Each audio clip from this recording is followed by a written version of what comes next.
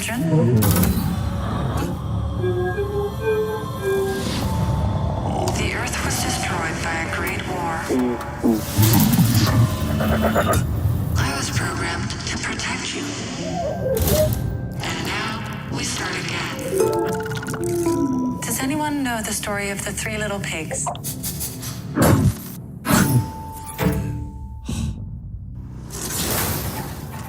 Bonjour à toutes et à tous et bienvenue dans cette nouvelle case du calendrier de l'Avent Spoilers.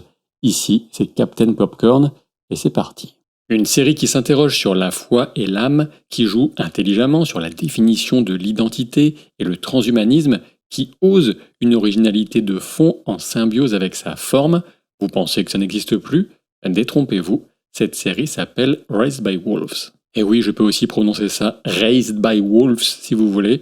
Élevé par les loups, vous aurez compris. Et réjouissez-vous puisqu'il est encore temps de vous y mettre. Il n'y a pour l'instant qu'une seule saison de 10 épisodes, en sachant que la suite est attendue pour le 3 février 2022. Promotion oblige, on parle souvent de Raised by Wolves comme la série de Ridley Scott, mais il est surtout producteur et réalisateur des 2 premiers épisodes. En effet, contrairement à ce que certains ont pu avancer, on ne se situe pas du tout dans l'univers d'Alien, et cette série est avant tout la création d'Aaron Guzikowski. On est ici face à une création originale extrêmement audacieuse.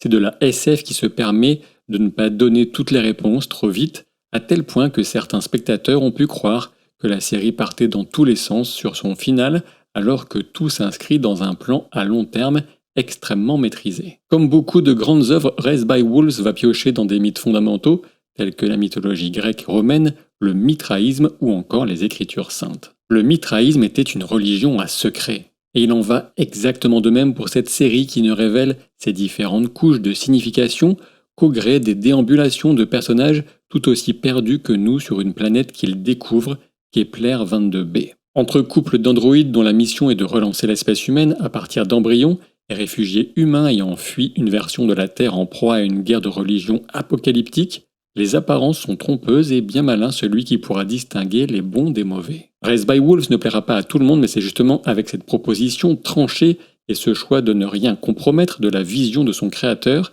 qu'elle s'imposera, pour certains en tout cas, comme un potentiel incontournable en devenir. Et nous verrons bien si la saison 2 vient confirmer cette impression, mais la première bande-annonce semble venir valider cette audacieuse et rafraîchissante trajectoire dans les cieux souvent bien trop vides de la science-fiction sur petit écran. Pour ma part, j'ai hâte de retrouver les survivants d'une saison 1 dont certaines images restent encore gravées dans ma mémoire tant leur puissance évocatrice est particulière. Raised by Wolves est une série HBO Max et elle est disponible en France sur Warner TV, notamment via Canal+ Série.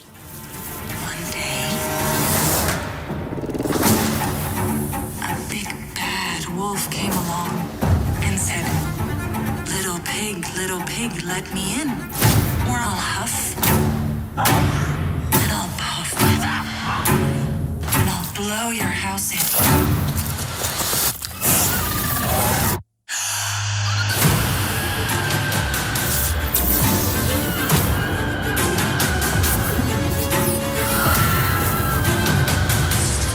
The big bad wolf she was talking about. Mother? That's her.